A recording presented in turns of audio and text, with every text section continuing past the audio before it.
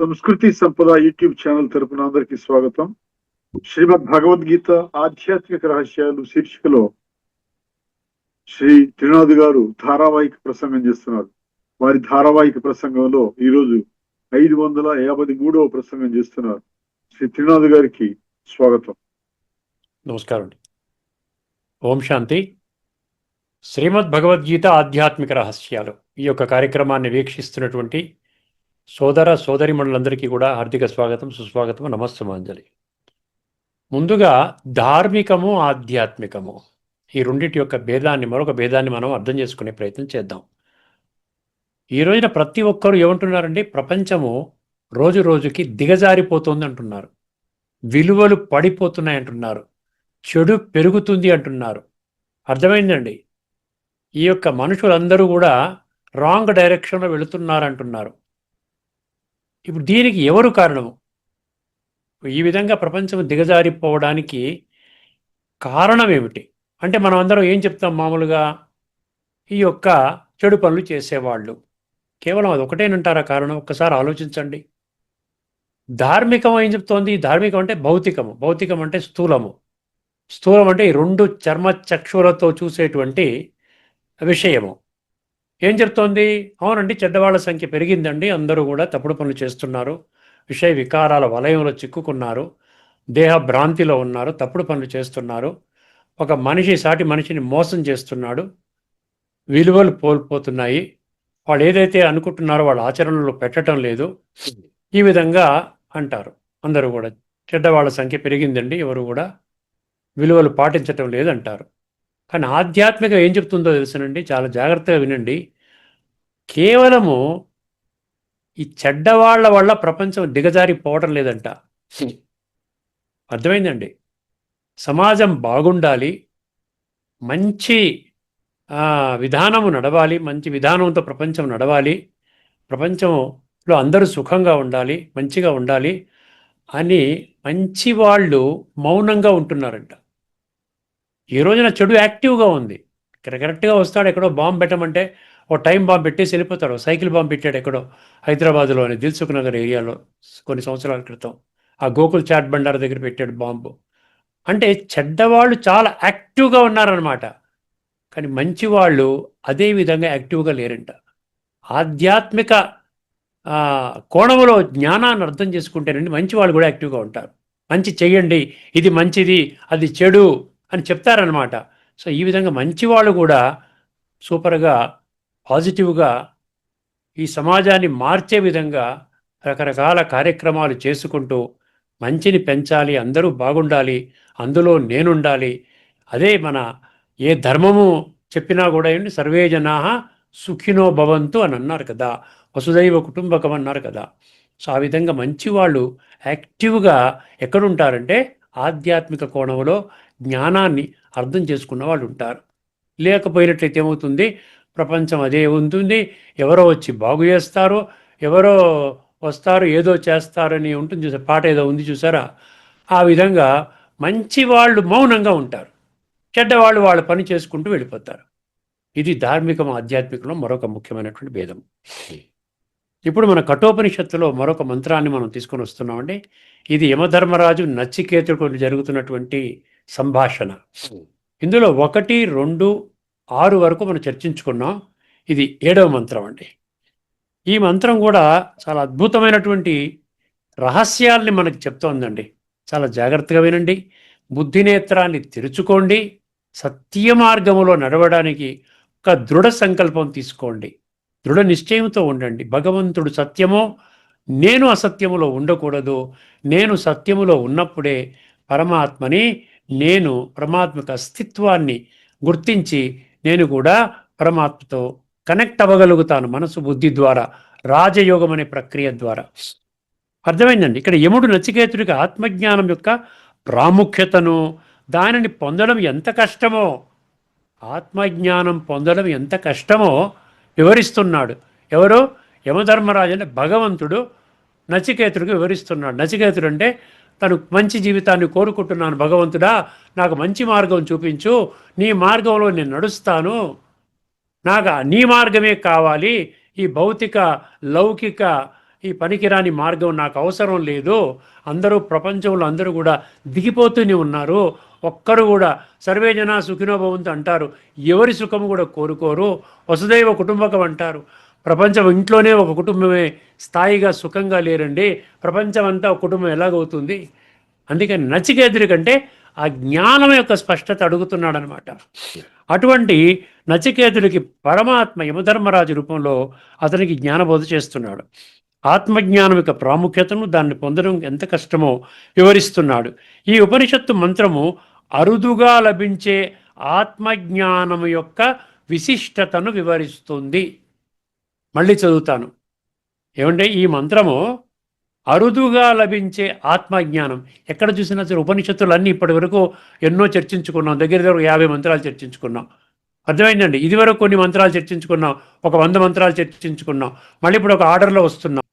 అయితే ఈ ఆత్మజ్ఞానము చాలా కొద్ది మంది మాత్రమే తెలుసుకుంటారు. చూసారా, అదే ఉపనిషత్తు మంత్రాల్లో కూడా ఇదే విషయాన్ని మనకి చెప్పడం జరుగుతుంది. ఒక్కసారి ఈ 4 పంక్తులతో కూడుకున్న మంత్రాన్ని చెప్తాను, జాగ్రత్తగా వినండి, బుద్ధినేత్రాన్ని తెరుచుకోండి. శ్రవణాయాపి బహుభిర్యో న లభ్య, ఇది మొదటి పంక్తి అండి. శృణువంతో అపి బహవోయం న విద్యు, రెండో పంక్తి. ఆశ్చర్యో వక్త కుశలో అస్య లబ్ధ, ఇది మూడో పంక్తి. ఆశ్చర్యో జ్ఞాత కుశలానుశిష్ట, ఇది నాలుగో పంక్తి. పంక్తి వైజు మనం అర్థం తెలుసుకునే ప్రయత్నం చేద్దామండి. శ్రవణాయాపి బహుభిర్యో న లభ్య, అనేక జన్మలు, జాగ్రత్తగా వినండి, ఎంత బాగా స్టార్టింగ్ చూడండి. అనేక జన్మలు గడిచినప్పటికీ కూడా, అనేక జన్మలు గడిచినప్పటికీ చాలామందికి ఆత్మతత్వం గురించి వినే అవకాశము లభించదు. ఎవరైతే మీరు వింటున్నారో మీరు అదృష్టవంతులు అన్నమాట. మీకు ఆత్మతత్వమే ఇక్కడ ఈ యొక్క ఆధ్యాత్మిక రహస్యాలు కార్యక్రమంలో మీరు అర్థం చేసుకుంటున్నారు. అది అన్నమాట. మొదటి పంక్తి ఏం చెప్పింది? అనేక జన్మలు గడిచినప్పటికీ చాలామందికి ఆత్మతత్వం గురించి వినే అవకాశం లభించదు. రెండో పంక్తి, శృణ్వంతో అపి బహవోయం నా విద్యు, విన్నా కూడా, బై ఛాన్స్ లభించిందనుకోండి, విన్నా కూడా చాలామంది దానిని అంటే ఆత్మతత్వాన్ని నిజముగా గ్రహించలేరు, కష్టమనుకుంటారు. కానీ చాలా సులభం. భగవద్గీతలో భగవంతుడే చెప్తున్నాడు. అర్థమైంది. అది రెండో పంక్తి. చాలామంది గ్రహించలేరండి, వింటారు కానీ ఇవన్నీ ఎక్కడ కుదురుతుందండి అంటే వదిలేస్తారు. ఈ చెవితో వింటారు, ఆ చెవితో వదిలేస్తారు. ఆశ్చర్యో వక్త కుశలో అస్య లబ్ధ, దీనిని బోధించగల గురువు అత్యంత ఆశ్చర్యకరుడు, ఆశ్చర్యంగా బోధిస్తాడు. ఎందుకంటే ఎవరు వినరు కదా. అరే సత్యమైన జ్ఞానం వినండి అంటే పారిపోతారు, అక్కర్లేదంటారు. భౌతిక జ్ఞానములోనే ఇష్టం అన్నమాట. భౌతిక జ్ఞానం మనకేం చెప్తోంది? ఇంద్రియ సుఖాలు అనుభవించవచ్చు, ఆత్మజ్ఞానం అక్కర్లేదు, పరమాత్మ తత్వం అక్కర్లేదు అని చెప్తోంది. అందుకని దానివైపే వెళతారు. దీనిని బోధించగల గురువు అత్యంత ఆశ్చర్యకరుడు. అటువంటి గురువును పొందినవాడు భాగ్యవంతుడు. చూసారా, అటువంటి గురువును పొందినవాడు భాగ్యవంతుడు. ఇది మూడో పంక్తి. నాలుగో పంక్తి, ఆశ్చర్యో జ్ఞాత కుశలానుశిష్ట, ఏం చెప్తుందండి? అటువంటి నిపుణ గురువు చేత ఉపదేశము పొంది ఆత్మను గ్రహించిన వాడు కూడా అత్యంత ఆశ్చర్యకరుడు. ఇంతమందిలో వేల కొలది జనులలో ఒకానొకడు మాత్రమే జ్ఞానసిద్ధి కోసం ప్రయత్నం చేస్తాడు. అట్లు ప్రయత్నం చేసిన అనేకులలో ఒక్కడు మాత్రమే నన్ను తెలుసుకుంటాడు, కొద్దిమంది మాత్రమే నన్ను తెలుసుకుంటారు. 7వ అధ్యాయం 3వ శ్లోకాన్ని చెప్తున్నాడు అనమాట. అదే అత్యంత ఆశ్చర్యంగా చూసారు, ఎంత అద్భుతమైన జ్ఞానాన్ని ఎంతమంది ఆ అజ్ఞానంలో రిజెక్ట్ చేస్తున్నారు, కొద్దిమంది మాత్రమే దాన్ని స్వీకరిస్తున్నారు అని ఆయన కూడా ఆశ్చర్యపోతాడు. తాత్పర్యం ఒక్కసారి జాగ్రత్తగా వినండి. ప్రపంచాన్ని చూస్తే మనము ఏమి గమనిస్తాము? మనుషులు ధనము కోసము, పేరు ప్రతిష్టల కోసము, ఇంద్రియ సుఖాల కోసం పరిగెడుతున్నారంట. చూస్తున్నాం కదండి మనం. దీన్ని ఏమి ఖండించక్కర్లే ఎవరు కూడా. కానీ ఎవరు ఆత్మ గురించి ఆలోచిస్తున్నారు, ఆత్మతత్వం గురించి వినడం కూడా చాలా అరుదు, వెరీ రేర్ అంటున్నాడు. ఆత్మతత్వాన్ని అనేకులు విన్నప్పటికీ అర్థము చేసుకోలేరు. ఈ జ్ఞానాన్ని సమర్థ గురువుల ద్వారా బోధింపబడిన దానిని నిజంగా పొందినవారు, అనుభవించేవారు చాలా అరుదు. సమర్థంగా బోధించే సమర్థ గురువు చాలా అరుదుగా దొరుకుతాడు. సమర్థంగా బోధించే సమర్థ గురువు చాలా అరుదుగా దొరుకుతాడు. అటువంటి జ్ఞానాన్ని నిజముగా పొందిన అరుదైన వాడు నేర్పరి తెలివైన వాడు అనమాట. అంటే నచికేతుడి యొక్క లక్షణాలు చెప్తున్నాడు అక్కడ. సమర్థమైన గురువు బోధించినప్పుడే నిజమైన ఆత్మజ్ఞానము లభిస్తుంది. సమర్థమైన గురువు అండర్లైన్ చేసుకోండి. అంటే ఆత్మజ్ఞానము అత్యంత అరుదైన సంపద. ఆత్మజ్ఞానం అత్యంత అరుదైన సంపద. ఈ విషయం స్పష్టమవుతుంది మనకి. ఒకసారి లోతైన తత్వంలోకి వెళదామండి. ఈ పంక్తులు, ఈ మంత్రం ఏం చెప్తోంది? ఆత్మజ్ఞానం యొక్క అరుదైన మహత్వాన్ని, అరుదైన మహత్వాన్ని, గురువు శిష్య సంబంధం యొక్క ప్రాముఖ్యతను చూసారా? అక్కడ ఆత్మజ్ఞానము తెలిసినటువంటి ఉన్నటువంటి గురువు మళ్ళీ అది తెలుసుకోవాలని తపన పడేటువంటి శిష్యుడు, నచికేతుడి లక్షణాలున్న శిష్యుడు. సమర్థ గురువు ఇష్టపడి వినడానికి ఇష్టపడేటువంటి శిష్యుడు అనమాట. ఈ ఇద్దరి యొక్క సంబంధం యొక్క ప్రాముఖ్యతను చాలా గంభీరముగా తెలియచేస్తుంది. ఇందులో మొదటి పంక్తి గురించి మనం చెప్పుకున్నాం కదా. అందులో ఏం చెప్పాడు? అనేక జన్మలు గడిచినా చాలామందికి ఆత్మతత్వం గురించి వినే అవకాశం లభించదని చెప్పాడు కదా. ఎందుకంట మనుషులు ఎక్కువగా ఇక్కడ చూసారా, కఠోపనిషత్తులో 1, 2, 1, 1, 2, 2 ఆ ముందు 3, 4 మంత్రాలలో ప్రేయస్సు శ్రేయస్సు అనే పదాలు వచ్చాయి. ఎందుకంటే ఎక్కువ మంది ప్రేయస్సును ఎంచుకుంటారు. ప్రేయస్సు అంటే ఇంద్రియ సుఖాలను ఎంచుకుంటారంట. ఇంద్రియ సుఖాల వైపు ఆకర్షితులవుతారు. శ్రేయస్సు అంటే ఆత్మజ్ఞానంపైకి ఆసక్తి తక్కువ. ఇదే కఠోపనిషత్తులో 1, 2 దీంట్లో చెప్పిన శ్రేయస్సు ప్రేయస్సు సిద్ధాంతముతో సంబంధము కలిగి ఉన్నది. రెండవది, శృణ్వంతోపి బహవో యం న విద్యు అన్నాడు కదా. విన్నా కూడా ఎందుకు అర్థం కావడం లేదంట? కారణాలు. ఈ లోతైన తత్వం అర్థం చేసుకుంటే నేను అన్ని ఎంత డీటెయిల్గా చెప్తున్నాడు చూసారా. కారణాలు ఏంటి? మనసు శుద్ధి లేకపోవటం, అహంకారము, కామము, క్రోధాది వికారాలు, శాస్త్రము వినడమే కానీ అనుభవం లేకపోవడం. శాస్త్రజ్ఞానం ఉంది కానీ అనుభవం లేదు. వినడం అంటే తెలుసుకోవడం కాదండి. వినడం అంటే విన్నాం అంటే తెలుసుకున్నట్టు కాదు. తెలుసుకున్నాము అంటే అనుభవించడం కాదు. రెండు వేరు. వినడం వేరు, తెలుసుకోవడం వేరు, అనుభవంలోకి తీసుకుని రావడం వేరు. అర్థమైంది. మూడవది, ఆశ్చర్యో వక్త అన్నాడు. వక్త అంటే చెప్పేవాడు. ఆశ్చర్యో వక్త అంటే ఆత్మజ్ఞానాన్ని సరిగ్గా బోధించగల గురువు చాలా అరుదు. అక్కడ ఆశ్చర్యపడుతున్నాడు, ఎందుకంటే కొద్దిమంది మాత్రమే ఉన్నారు. అర్థమైందండి? అందరూ చెప్పలేరు, అనుభవం చేయించలేరు. అర్థమైందండి? ఎందుకు? ఆత్మను స్వయముగా అనుభవించిన వాడే నిజమైన గురువు. ఆత్మను స్వయముగా అనుభవించిన వాడే నిజమైన గురువు. మాటలతో మాత్రమే కాదు, అనుభవంతో బోధించాలి. మాటలతో కాదు. శాస్త్రజ్ఞానము మరియు అనుభవం, శాస్త్రజ్ఞానము ప్లస్ అనుభవము, ఆ రెండు కలిస్తే సత్యమైన గురువు అంట. సత్యమైన గురువుకి ఏముండాలి లక్షణాలు? గీతాశాస్త్రం యొక్క జ్ఞానం ఉండాలి. మళ్ళీ గీతాశాస్త్ర జ్ఞానాన్ని అనుభవం చేసేటువంటి ఆ ఎక్స్పీరియన్స్ కూడా ఉండాలి. నాలుగవది, ఆశ్చర్యో జ్ఞాత అన్నాడు. అక్కడ వక్త అన్నాడు, ఇక్కడ జ్ఞాత అన్నాడు.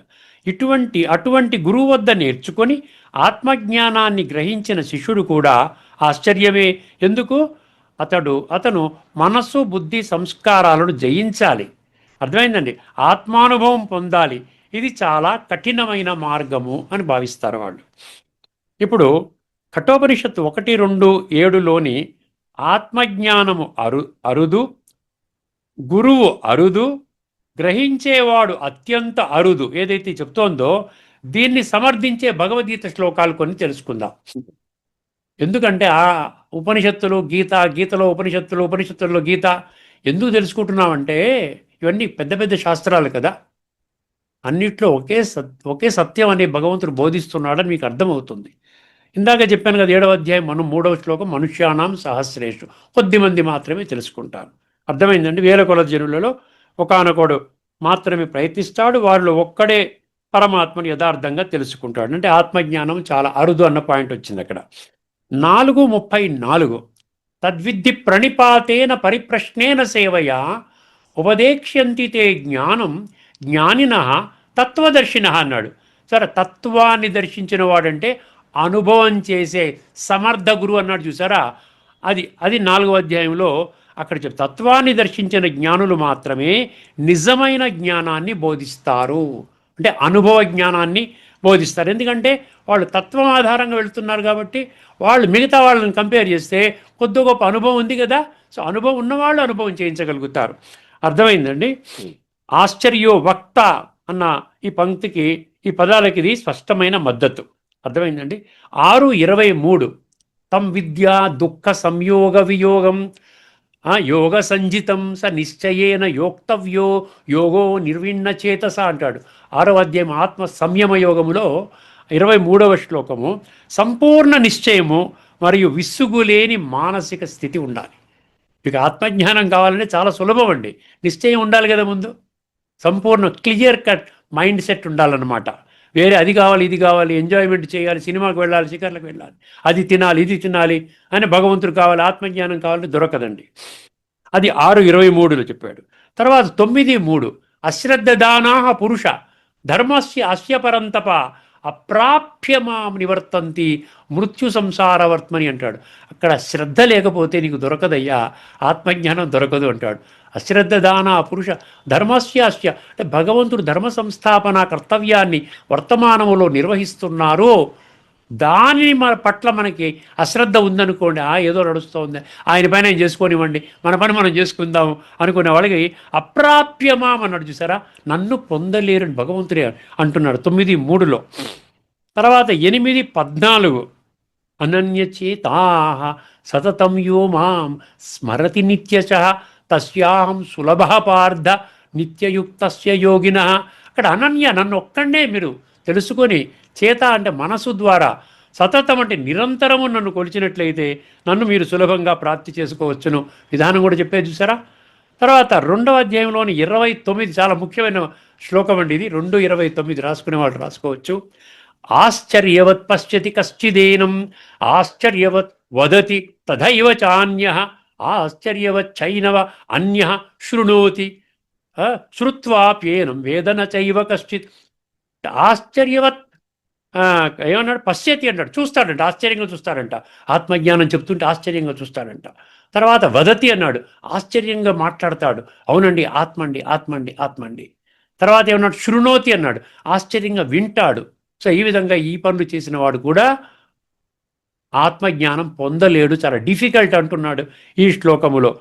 శృత్వాప్యేనం వేదన చైవ కశ్చిత్ నా వేద, విన్నవాడు కూడా తెలుసుకోలేడు. కొంతమంది ఆత్మను ఆశ్చర్యంగా చూస్తారు, కొంతమంది ఆశ్చర్యంగా చెబుతారు, ఇంకొందరు ఆశ్చర్యంగా వింటారు, అయినా విన్నాక కూడా దానిని నిజంగా గ్రహించేవారు చాలా అరుదు. ఇక్కడ అరుదు గురించి మాట్లాడేది కదా ఈ మంత్రంలో.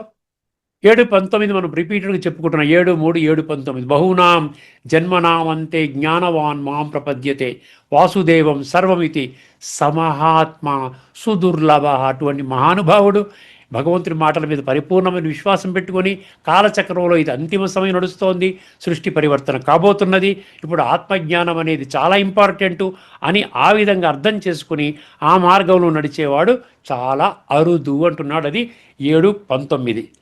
6:45లో ప్రయత్నాద్యతమానస్తు యోగి సంశుద్ధ కిల్బిష అనేక జన్మ సంసిద్ధ తతో యాతి పరాం గతిం అంటాడు. ఇక్కడ ఎన్నో జన్మల పురుషార్థం మీకు తోడవ్వాలండి. ఆత్మజ్ఞానం ఊరికినే రాదండి. ఎన్నో జన్మల పురుషార్థంలో మీరు ఆ కాంక్ష ఉండాలి, నేను సత్య మార్గంలో నడవాలి, అప్పుడు మీరు ఆత్మజ్ఞానం పొందగలుగుతారని మనకేం చెప్తుంది, 6:45 చెప్తోంది. అనేక జన్మల సాధనతో పాపాలు శుద్ధి అయిన యోగి మాత్రమే చివరికి పరమగతిని పొందుతాడు. 4:39 నెక్స్ట్. శ్రద్ధావాన్ లభతే జ్ఞానం తత్పర సంయతేంద్రియ జ్ఞానం లబ్ధ్వా పరాం శాంతిం అచిరేణ అధిగచ్చతి. ఇక్కడ ఏం చెప్తున్నాడు, శ్రద్ధ ఉండాలంటున్నాడండి. శ్రద్ధనే భగవంతుడు మీ నుండి ధనం అడగటం లేదు, ఇతర ఏమీ అడగటం లేదు.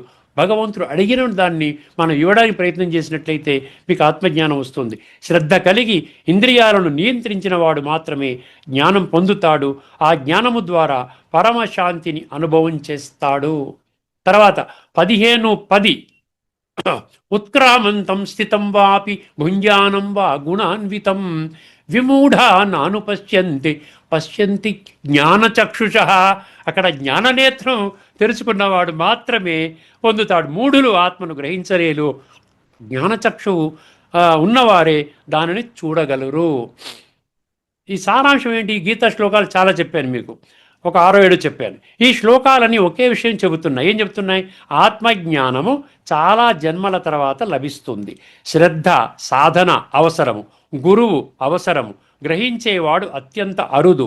అదే ఇది కఠోపనిషత్తు 1-2-7 యొక్క భావాన్ని పూర్తిగా ధృవీకరిస్తుంది. ఇప్పుడు ఉపనిషత్తు మంత్రాలను చూద్దాం. వేరే ఇతర మంత్రాలు సమర్థించే మంత్రాలు భావానికి, అంటే ఉపనిషత్తు 1-2 కఠోపనిషత్తు 1-2-7లోని భావాన్ని సమర్థించే మద్దతు ఇచ్చే కొన్ని ముఖ్యమైన ఉపనిషత్ మంత్రాలను పరిశీలిద్దాం. ఆత్మజ్ఞానము అరుదు, గురువు అరుదు, గ్రహించేవాడు అరుదు. గుర్తుపెట్టుకో, రేర్ అనమాట. అంటే ఎంత గొప్పవాడు చూసారు? ఆత్మజ్ఞానం పొందినవాడు ప్రపంచంలో అత్యంత ధనికుడి కంటే గొప్పవాడు. అర్థమైందండి? హయ్యెస్ట్ నంబర్ 1 రిచెస్ట్ పర్సన్ ఉన్నాడు చూసారా ఈ భూమండలం మీద, వాడికంటే ఆత్మజ్ఞాని గొప్పవాడు. ఎందుకంటే వాడు కాలచక్రం మొత్తం బాగు చేసుకుంటున్నాడు. కేవలం ఈ యొక్క కోటీశ్వరుడు అన్ని లక్షల కోట్లు సంపాదించుకున్నవాడు కేవలం ఒక్క జన్మకి మాత్రం పరిమితము కాబడేటువంటి ధనాన్ని సమకూర్చుకుంటున్నాడు. అది విషయం. ఇక్కడ కఠోపనిషత్తులు 1-2-23 ఇది మాటిమాటికి వస్తున్నాయి. ముండకోపనిషత్తులో 3-2-3, కఠోపనిషత్తు 1-2-23, ముండక 3-2-3. నాయమాత్మ ప్రవచనేన లభ్య నా మేధయా నా బహూన శృతేన ... ఆత్మజ్ఞానం చాలా జాగ్రత్తగా వినండి. ఆత్మజ్ఞానము ప్రవచనాలు, ఉపన్యాసాలు, మేధస్సు, ఎక్కువగా శాస్త్రాలు వినడం ద్వారా పొందలేము. ఆత్మజ్ఞానము అంతర్ముఖతతోనే పొందగలుగుతారు. ఆత్మ తనను తాను అనుగ్రహించిన వారికి మాత్రమే లభిస్తుంది. వినడమే సరిపోదు, అనుభవం అవసరం. అంటే మనం చాలా డీప్ డిజైర్ ఉండాలండి. నచికేతుడి పాత్రలోకి మనం రావాలి. అదన్నమాట విషయం. అర్థమైందండి? కేనోపనిషత్తు 2.3 అండి. కేనోపనిషత్తు 2.3 యస్యామతం తస్య మతం మతం యస్య నా వేద సహ ... నాకు పూర్తిగా తెలుసు అనుకునేవాడు నిజముగా తెలియనివాడు. నిజముగా తెలిసినవాడు వినమ్రంగా ఉంటాడు. ఆత్మతత్వము బ్రహ్మజ్ఞానము సాధారణ జ్ఞానము లాంటిది కాదు. దానిని వినమ్రతతో అనుభవంతో మాత్రమే గ్రహించాలి. ఆత్మజ్ఞానము అద్భుతమైనది అన్నాడు కేనోపనిషత్తు 2.3. తర్వాత శ్వేతాశ్వరోపనిషత్తు 6.23 అండి. యస్య దేవే పరాభక్తి యథా దేవే తథా గురౌ తస్యైతే కథిత యద్దా ప్రకాశం తే మహాత్మనః. ఇప్పుడు ఇది ఇంకొక ఉపనిషత్తు మంత్రము. ఏమన్నాడు ఇక్కడ? దీని గురించి ఏం చెప్తున్నాడు? ఇది కూడా రిపీటెడ్గా వస్తున్నాయి. భగవంతుడిపై గురువుపై నమ్మకం ఉండాలండి. సత్యమైన గురువుని పట్టుకోవాలి. భగవంతుడి జ్ఞానం పట్ల విశ్వాసం ఉండాలి. సమాన భక్తి ఉన్నవారికి జ్ఞానం స్పష్టంగా వెల్లడవుతుంది. ఈశావాస్య ఉపనిషత్ 9 అండి. ఇది ఇందులో ఆఖరి ఉపనిషత్ మంత్రం అండి. అంధం తమః ప్రవిశంతి ఏ అవిద్యాం ఉపాసతే తో భూయ ఇవతే తమోయ ఓ విద్యాయాం రతాః. అవిద్యలో ఉన్నవారు అంధకారములో ఉంటారు. అవిద్యలో ఉన్న ఆత్మజ్ఞానం లేని వాళ్ళు అంధకారంలో ఉంటారు. అంధకారం అంటే మూడవ నేత్రం తెరుచుకోకపోతే అది అంధకారం అన్నమాట. ఆత్మనేత్రం తెరుచుకోకపోయినట్లయితే కేవలము బాహ్య విద్యలో మాత్రమే మునిగిపోయిన వారు. బాహ్య విద్య అంటే శాస్త్ర విద్యలు, ఎన్ని శాస్త్రాలు బాగా చదువుతా పఠన పారాయణ శ్రవణ ప్రచార ప్రసారంలో మునిగి ఉంటారు. దాన్ని ఓన్లీ సేకరిస్తారు. ఇన్ఫర్మేషన్ గ్యాదరింగ్ అంటున్నాం కదా. అటువంటి వాళ్ళు విద్యలో మాత్రమే మునిగిపోయిన వారు ఇంకా లోతైన అంధకారములో పడతారు. సో ఆధ్యాత్మిక దృష్టికోణములో లోతైన అర్థం వస్తోంది. చూడండి, ఇది ముగింపుగా వస్తున్నాను నేను. శ్రవణాయాపి మొదటి పాయింట్. ఇక్కడ 4 పాయింట్స్ ఉన్నాయి. శ్రవణాయాపి అంటే నిజమైన జ్ఞానం అంటే ఏంటి? ఆధ్యాత్మిక దృష్టికోణంలో వెళ్తున్నప్పుడు ఫైనల్ కంక్లూజన్ అన్నమాట. ఏం చెప్తోంది ఇక్కడ? ఆత్మ పరమాత్మ తత్వము ఇది సాధారణ విద్య కాదు. ఇది భగవంతుడు స్వయముగా బోధించిన శ్రీమతము అన్నాడు. భగవద్గీత మొదటి పదం ఏంటండి? శ్రీమత్ భగవద్గీత. ఆ శ్రీమతాన్ని మనం విడిచిపెట్టేశాం. శ్రీమతం అంటే ఇది కేవలం పరమాత్మ ద్వారా మాత్రమే లభిస్తుంది. భగవానువాచ 574 శ్లోకాలు. 2 ఆశ్చర్యో వక్త అన్నాడు.